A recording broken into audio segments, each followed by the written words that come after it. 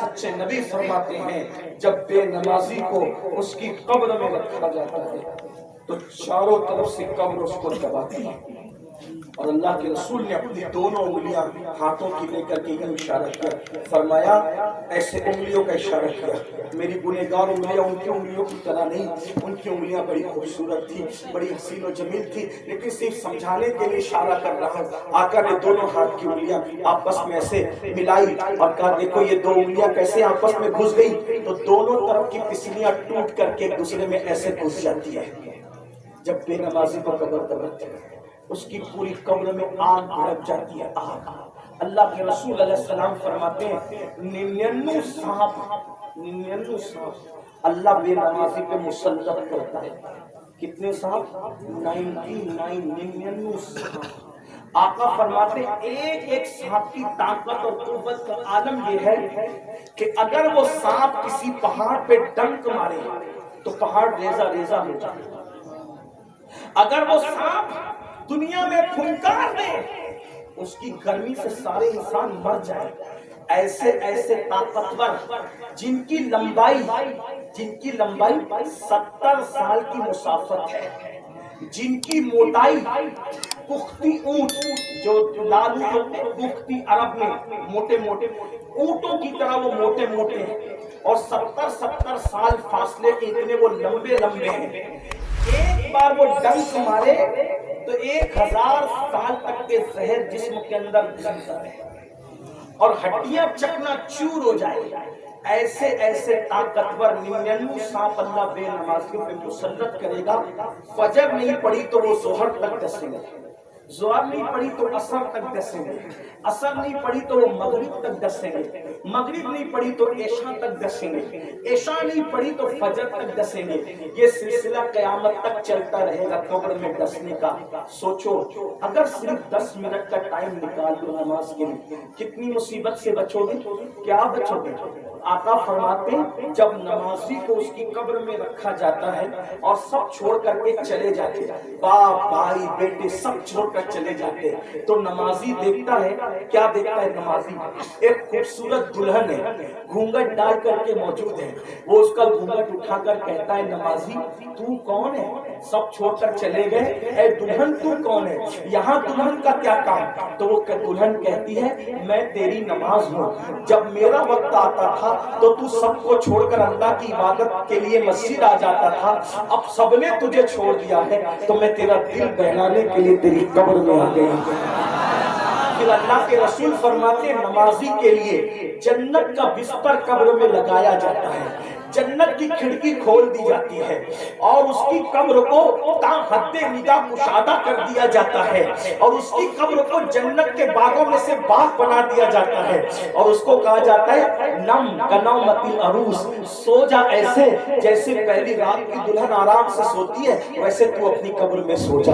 اب آپ کے اوپر ہے فیصلہ، نمازی بنو اور اس شان سے قبر میں سو، یا بے نمازی بن کر اپنی قبر کو جہنم کے گڑھوں سے۔ آپ کے اوپر ہے، ہمارا کام صرف سمجھانا ہے، ہم آپ کو مار نہیں سکتے، ڈانٹ نہیں سکتے، آپ کے اوپر کوئی قانونی کارروائی نہیں کر سکتے کیونکہ یہ اسلامی ملک نہیں ہے، ہمارا کام صرف پہنچانا ہے۔ اگر آپ اپنا بھلا چاہتے ہو اتنا سوچو، چونٹی کاٹ لے تو اپنی نیند اڑ جاتی ہے، چونٹی کاٹ لے تو نیند میں ہم بے چین ہو جائیں چونٹی کے کاٹنے سے، جب وہ سانپ کاٹیں گے تو کیا ہوگا؟ اور یہ مولوی صاحب کا فرمان نہیں ہے، یہ مولا مصطفیٰ جان رحمت کا فرمان ہے۔ جو آپ کو نیند میں مکھی چلے نا، مکھی چلے تو بلکہ مکھی ناک پہ بیٹھے تو ہم بے چین ہو جاتے ہیں۔ میرے بھائیوں بتاؤ وہ سانپوں کا ڈسنا کیسے برداشت کرو؟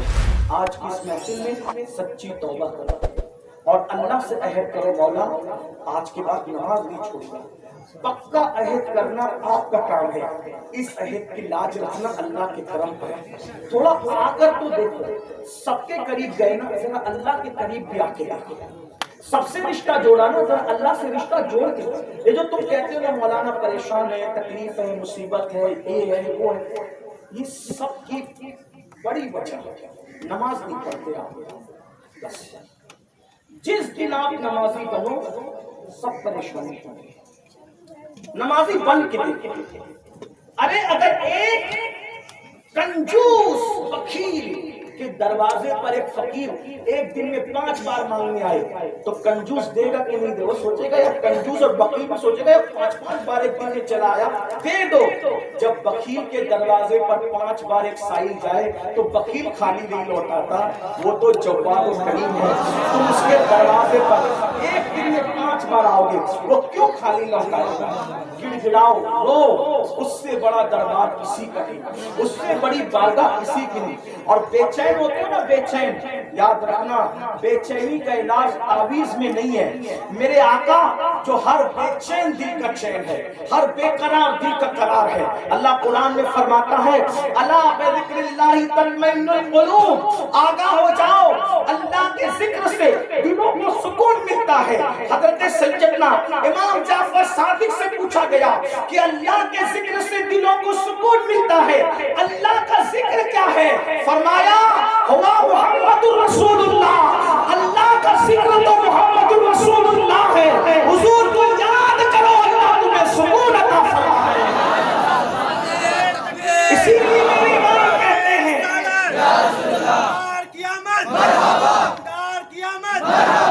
اسی لیے میرے امام کہتے ہیں اپنے دل کا ہے انہی سے آرام، سونپے ہیں اپنے انہی کو سب کام، لو لگی ہے کہ اب اس در کے غلام چارے درد رضا کرتے ہیں۔ نبی ہر بے چین دل کا چین، ہر بے قرار دل کا قرار، ہر بے اطمینان دل کا اطمینان۔ لیکن جو رسول سب کے دل کا چین ہے، جب وہ نبی بے چین ہوتے تھے تو کیا کرتے تھے؟ حضور جب بے چین ہوتے تو کیا کرتے تھے؟ آقا فرماتے ہیں جب میں بے چین ہوتا ہوں تو کیا کہتے تھے؟ ارحنا یا بلال، اے بلال میرے دل کو راحت پہنچا۔ تو بلال کہتے کیسے راحت پہنچاؤ؟ فرماتے تھے اذان دو، ہم نماز پڑھیں گے اور اپنے دل کو سکون عطا کریں گے۔ تو حضور نماز سے اپنے دل کو سکون عطا کرتے ہیں، اور ہم اپنے دل کا سکون کہاں ڈھونڈیں؟ فلموں میں، گیم میں، اس میں اس میں۔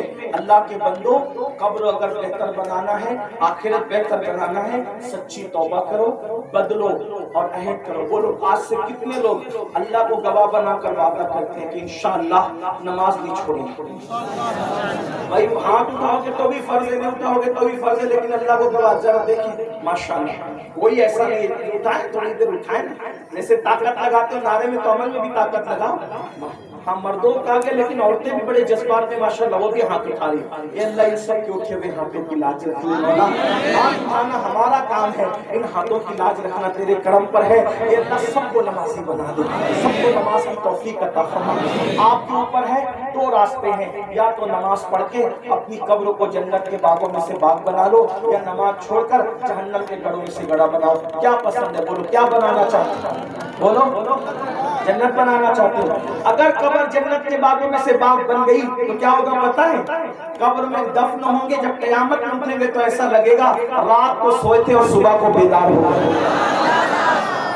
انشاءاللہ عمل کریں گے۔ جو ٹائم دیا گیا تھا اس سے 10 منٹ زیادہ ہو گئے، نماز کا ٹائم بھی ہو گیا، ورنہ کہیں ایسا نہ ہو تقریر نماز پہ ہو رہی، نماز کا ٹائم جا رہا ہے۔ اللہ پاک سب سے پہلے مجھے آپ سب کو عمل کی توفیق عطا فرمائے۔ اب آپ ملنے ملانے میں دھکا دھکی نہیں کریں گے، آپ صلاۃ و سلام پڑھیں گے، آپ مسجد پہنچیے، نماز پڑھیے، اور آگے کے پروگرام کے لیے ہمیں بھی تیاری کرنے دیجیے۔ دوران گفتگو کوئی غلطی ہو تو اللہ معاف کرے۔ استغفر اللہ ربی انہ، آئیے سب توبہ کریں اللہ کی بارگاہ میں۔ آج سے پہلے جتنے گناہ کے سب سے توبہ کریں، پڑھیں استغفر اللہ استغفر اللہ ربی واتوب الیہ۔ ایک بار کلمہ شریف پڑھیں گے، کہ حدیث پاک میں آتا ہے جو کلمہ پڑھتا ہے وہ گناہ سے ایسے پاک ہو جاتا ہے جیسے ابھی ماں کے پیٹ سے پیدا ہوا۔ پڑھیے لا الہ الا اللہ محمد الرسول اللہ صلی اللہ علیہ وآلہ وسلم، لا الہ الا اللہ محمد الرسول اللہ صلی اللہ علیہ وآلہ وسلم، لا الہ الا اللہ محمد الرسول اللہ صلی اللہ علیہ وسلم. بہت سی باتیں ذہن میں آ رہی, آپ کے جذبات کو دیکھ کے دل چاہتا ہے کہ اور بیان کروں, لیکن ٹائم ختم ہوا. انشاءاللہ رات کو یہاں سے قریب میں ہی جو ہے وہ کلنا پتہ ہے آپ کو, مجھے نہیں پتا لیکن آپ کو, تو کلنا میں رات کو بیان ہوگا انشاءاللہ. اگر آپ اس میں تشریف لائیں تو پھر وہاں پر کل گفتگو آپ سن سکتے ہیں. السلام علیکم.